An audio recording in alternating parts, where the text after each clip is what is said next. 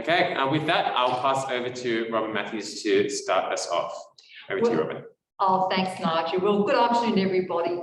As always, it's important to recognise that wherever you are, we are on Aboriginal land. And I would like to pay my respects to elders and all Aboriginal people, both past, present and emerging.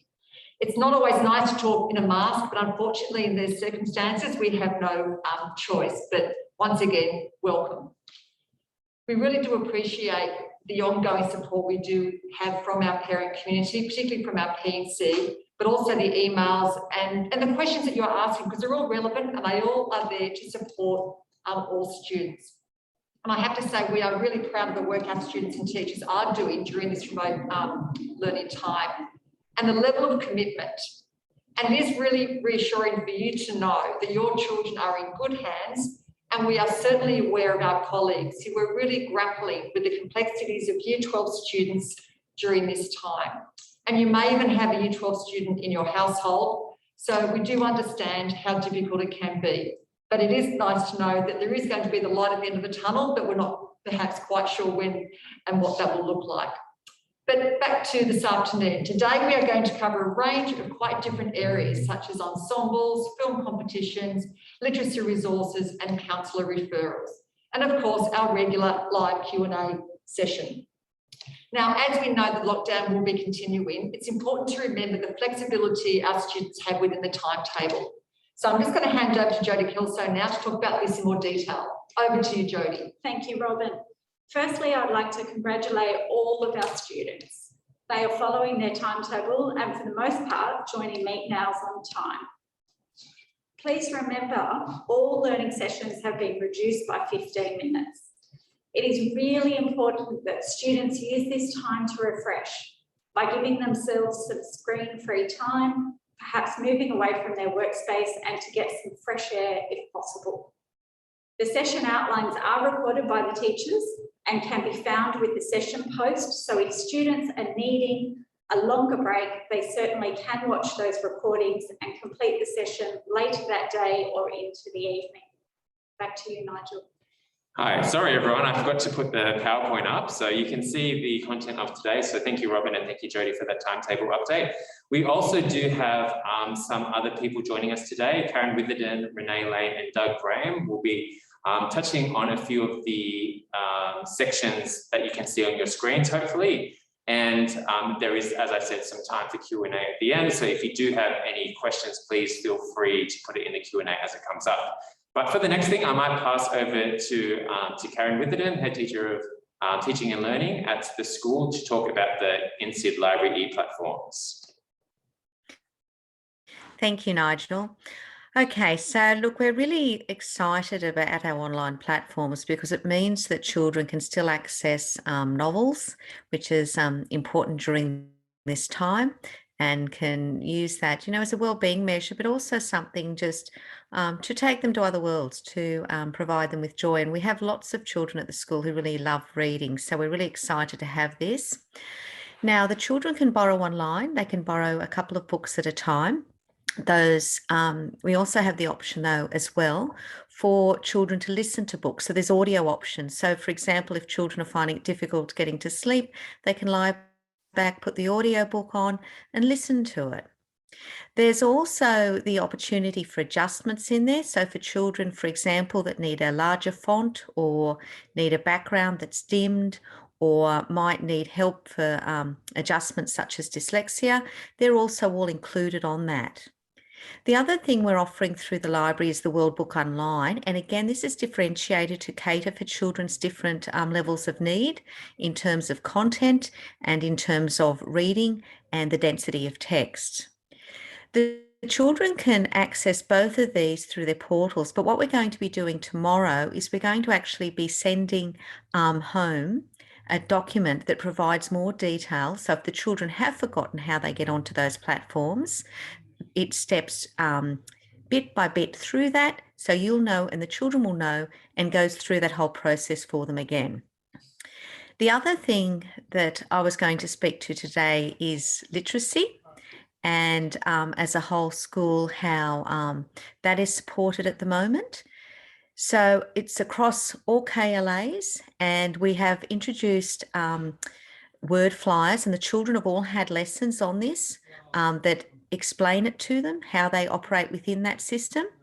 It's something that's been really interesting because for some children, it actually helps them in terms of even calming down the brain, because some of the activities are repetitive, some of them are game-based, and it has a reward system built in. So, for example, if I was to complete one of the journeys, I might get enough points that I can buy online virtually a reward for a friend of mine, and I could send it to them. So it also builds that idea of that's part of positive education in terms of gratitude, in terms of making connection and all of those sorts of things. As noted on here, again, more detail around that and where it's kept and how the children can access it is coming out tomorrow. But it is, again, differentiated, the word flyers, so that it can meet all children's needs and help them really build confidence and fluency around all levels of literacy. Thanks for that, Karen. That's me, Nigel, unless anybody's got questions. Yeah, so any questions, please feel free to pop into the Q&A section. As Karen did mention, there will be a more detailed resource that helps students go step by step through it tomorrow, but you may have questions, feel free to put them in the Q&A. I'm going to now pass over to our head teacher of creative and performing arts, Miss Renee Lane, to speak about or to update everyone on what's going on in that faculty. Over to you, Renee.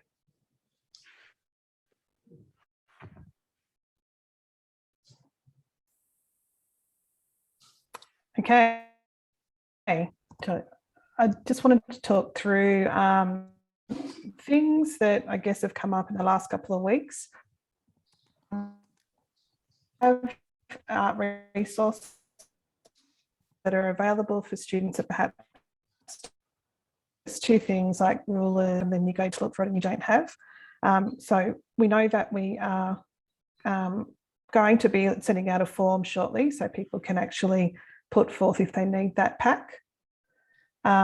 With our ensembles, we have at the moment in each of our ensembles for drama, dance, concert band and vocal ensemble, we have some resources and some charts or some different challenges that the students can keep working on whilst they're at home, just to keep engaged as well. So if your children are involved in those ensembles, they can pop on and have a look and actually see what's available for them as well. Unfortunately, we've had news too in the last week that Pulse Live, which our dancers and vocal ensemble was involved in, has been postponed, as we'd expect anyway. They're really hoping to get something up in term 4, but we have to wait and see. Same as School Spectacular as well. But on the positive, we have a number of different competitions that are running, so different film competitions. We have launching this week, I'm just doing the finishing touches to the promo stuff, but the Fast Film Festival that we had students into last year, which is school run, will be running again this year. So just watch out for that.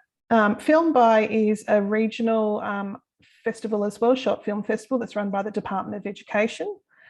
Students can enter that as well as the Australian National Competition, which is more looking at giving students a voice for issues that they're actually quite passionate about. So students have been given those details on their team channels and they can go on and have a look at those. And if they need any help, I'm more than happy to help them with that. This week too, the voting closes for the in-sit Archies. So the link is in the like to vote. I think we've had probably, and then we'll be able to announce the winners fairly soon. And just a quick reminder too from our student inspired leadership group, the in-sit photography competition to gates. So if your child would like to enter that, Mr. Para Ewing is accepting online entries, of course, and I think it's 2 photographs per student, and they can send them through to the school as a JPEG through the school website. So there's lots to keep people busy and keep creative as well. Thank you. Thanks, Renee. There's a lot of great opportunities there. Hopefully it was clear for you guys. I'm not sure if the buffering was on our end, but hopefully not. Feel free, as I said, to ask any follow-up questions. Now, The next person I'm going to throw to is one of our school counsellors, Doug Graham, who's going to speak a little bit about keeping mentally well during COVID. So over to you, Doug. Hi, my name is Doug and I am one of the 2 school counsellors at Inner Sydney High School. Just letting you all know that our services are actually open at the moment and we are both working remotely. We're either able to do telephone counselling, or we're using a platform called CoView, which is a telehealth video conferencing platform which the Department of Education have put money into because of its best confidentiality in comparison to using Teams or Zoom. So students are still allowed to continue to self-refer instead of coming up to the school counsellor room, which they're not actually able to do, obviously. They are allowed to nominate a self-referral through the Feedback Friday surveys, which are happening weekly. We would like them to actually put in the best contact information. At the moment, we have a bit of a problem with our very first Feedback Friday survey, where children nominated that they wanted to get support from one of the school counsellors, but we had no way of getting in contact with them. So if your child is thinking about getting in contact with us, just remind them to put in a mobile phone number, preferably their private one, or an email address as well. You can also, as parents and caregivers, make a referral on your child's behalf by emailing the wellbeing team, and that's via the school email address. As you can imagine, there's quite a few students that are reaching out to try and get support from us at the moment. So we're going through the wellbeing team to prioritise. So we will get through and get in contact with all the students. It may not necessarily be one of the school counsellors. It could be Miss Sonia Davies, head teacher wellbeing as well. That may be touching base as well as part of that. Or we might be suggesting an external referral. I've also just got up for you on the next slide, just some support services that I'm sure many of you already know about. Now, I actually did hyperlink these, and now I'm retrospectively thinking I should have actually put in the actual addresses. But Kids Helpline for our age group is a really great first starting place. So if you're noticing that your child, there's a change in mood, or there's an increase in anxiety and or stress, they can give Kids Helpline a call outside of school time. There's also Reach Out eHeadspace as well, and Lifeline. I also put on here, this is more for you guys, there's Parentline New South Wales. I know a lot of you may not actually be familiar with the service. It's a free counselling service. It's not 24 hours, 7 days a week, unfortunately. There's set hours. If you jump onto their website, you'll be able to find out. But it actually provides counselling to parents as well, because as well as the stress that's being impacting on the kids, it's also having an influence on the family dynamics as well. And I just want you to all know that there is support out there for you guys as well. And the last slide that I have is just 2 fact sheets on what you can do and what your young children can do during COVID in coping with the stress that's actually there. That's it. Thank you. Thanks so much, Doug. And we will make sure to include these links in the follow-up email that goes along with our recording on YouTube. So we will make sure that these hyperlinks get out to the community so that you can access them. So the last thing, of course, is the Q&A. So I already see a few questions in there. I'm just going to stop sharing my screen for a moment, just so we can look at that a bit better. I did notice that some have been answered, so I'm not sure if you guys are aware, but if you do ask a question, sometimes there might just be a typed answer. And I can see that Karen has actually answered a few of them. But Karen, I might ask you just to share that, just for those few first ones that you did. Do you mind just explaining what the question was and what your answer was, and then I'll move on to some of the other ones? Yes, of course, Nigel. The first one was about the KLAs, what that term actually meant, and my apologies for using an acronym. It means basically key learning areas. So we have English, math, science, you know, the arts, all of those things. So what I'm basically saying is that literacy goes across the whole school. So for all subject areas, it's not just for English. So I hope that I've answered that fully enough. And then when to use word flyers. Students can use word flyers, for example, if they finish a session early, if they are looking for some extension because it's differentiated, if they wanting to perhaps change to a different sort of activity at some time. There's no necessity for them to use it after school, but some students are saying that they're getting a little bit bored at home and they're looking to do something. And if they want to do that, well, then of course they can. Great, thank you, Karen. Renee, I might throw the next question to you about ensembles being active and linked to parents. Are you able to speak to that one briefly? Would you mind reading the question, Nigel? Not aware that ensembles are still active. Could you please, I think it's meant to say send a link to parents. Okay, so all of our ensembles operate out of Teams. So we're not running live sessions per se, but what we have got on our Teams are links to, say, for concert band, for example, links to recordings of the pieces they can continue to create at home or practice at home for ready for when we come back. With drama, for instance, I've been putting a challenge up of the week that they can do, like making little films or playing with, like making puppets, things like that. So we're not running any live sessions, but all the students have access to their team and they have access to all of the different activities there and resources to keep them going at home.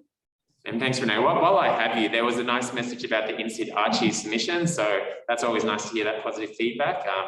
One of the anonymous attendees saying that it's fantastic. But another question about the CAPA updates, thank you for that. But the kids seem not interested how to engage them. I think that's a pretty tricky question overall, but do you have any comments as to how to engage the students in the CAPA opportunities?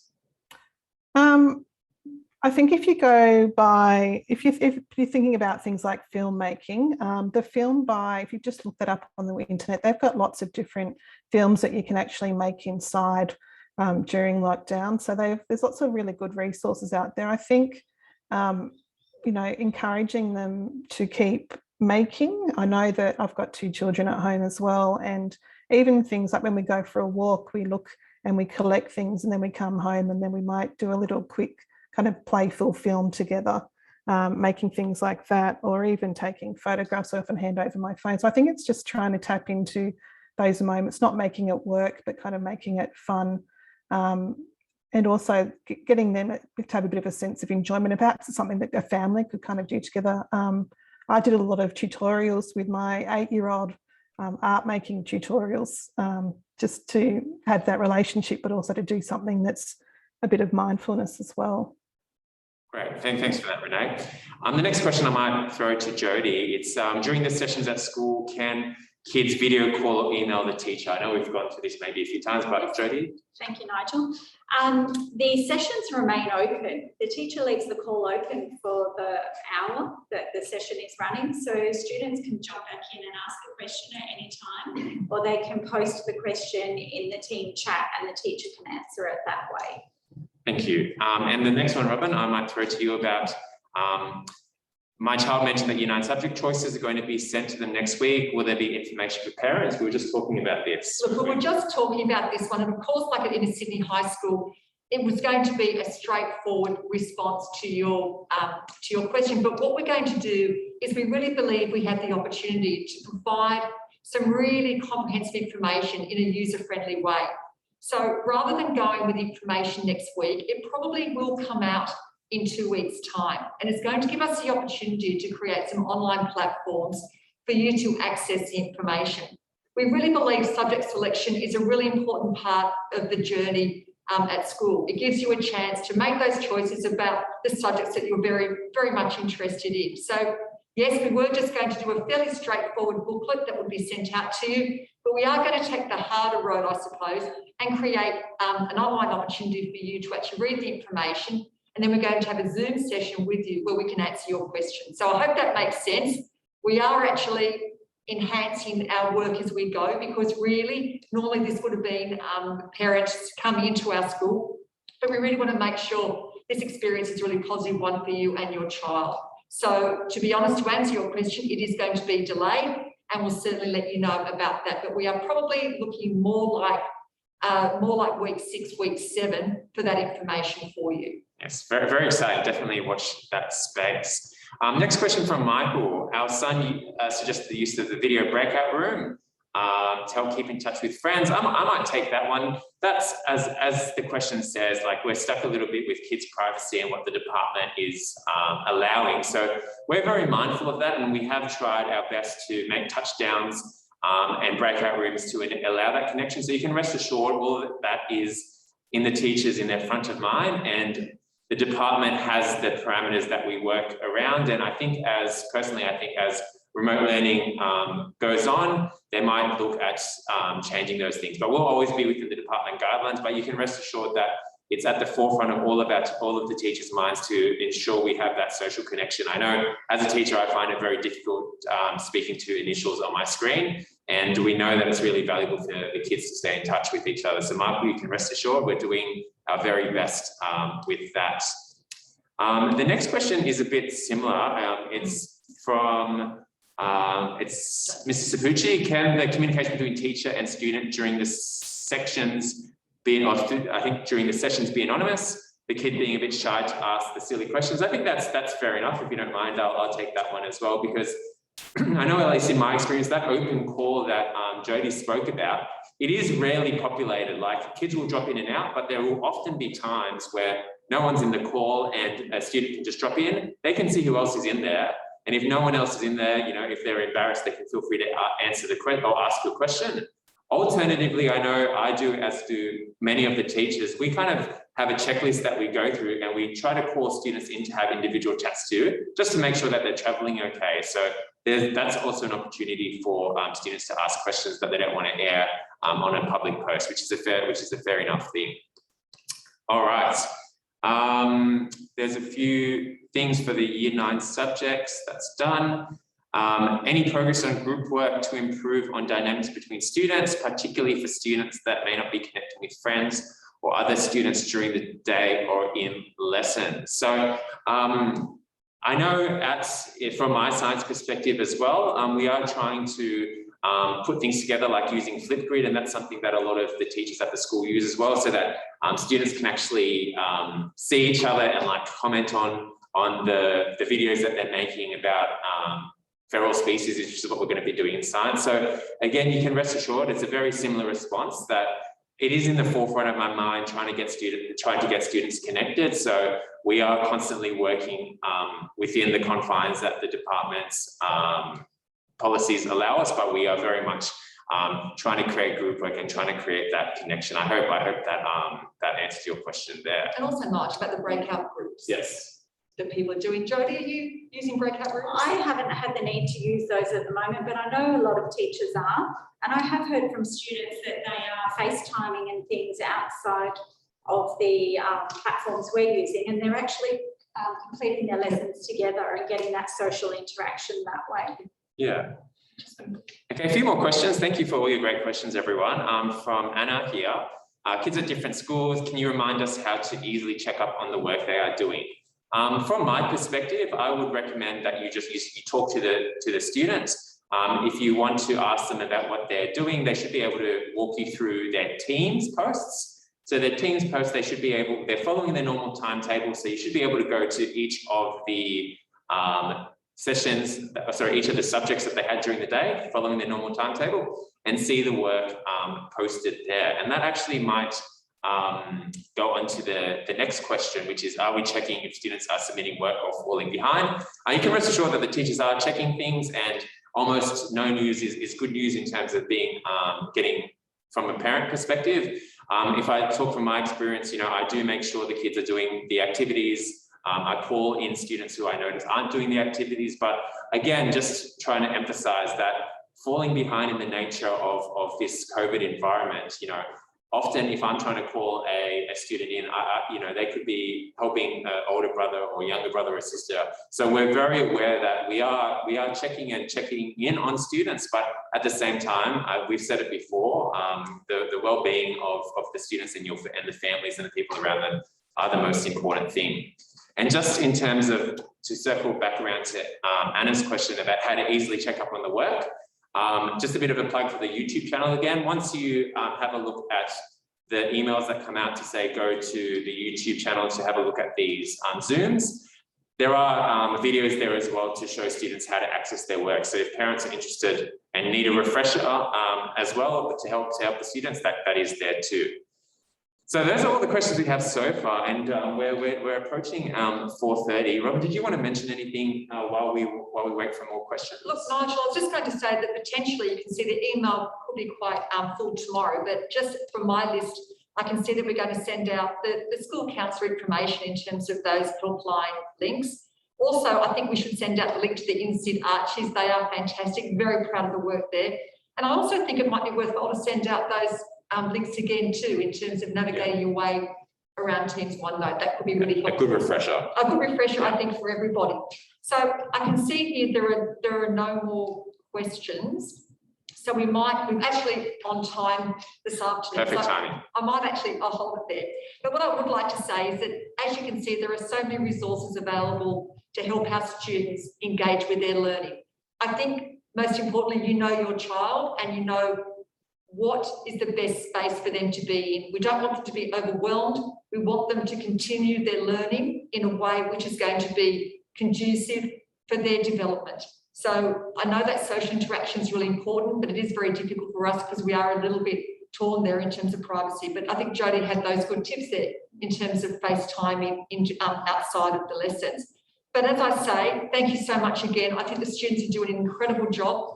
I have to say, I think our teachers are amazing. I really mean that in terms of the work that they're doing, the commitment that we show, our professional learning that takes place every week is just fantastic. And the way in which everyone's sharing their tips, I think we're learning as we go. And I certainly think it's a journey that we're going to learn a lot from. And I think it will probably enhance even our practice when we return back to school.